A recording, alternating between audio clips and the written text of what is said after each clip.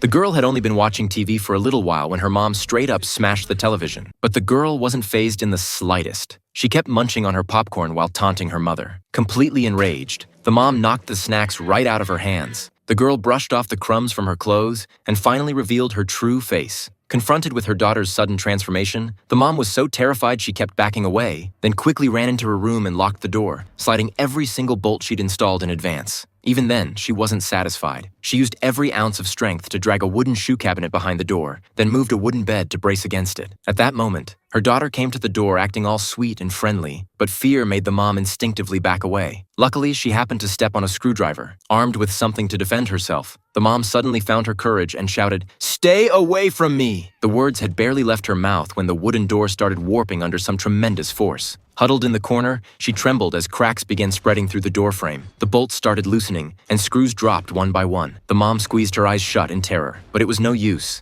In the blink of an eye, every single bolt popped out and clattered to the floor. She jerked her head up, seeing the door about to give way, and rushed behind it to make a last stand. But against such overwhelming force, she didn't have a prayer. She could only keep retreating, even when splinters from the floorboards cut into her feet without her even noticing. Just as the door was about to break, the mom managed to dive under the bed. At the same time, her barefoot daughter walked in, easily moved the shoe cabinet aside, and went straight to the bed. She picked up the screwdriver from the floor and stood right where she could see her mom. One second, she looked absolutely menacing. The next, she put on an innocent expression while her mom smiled awkwardly.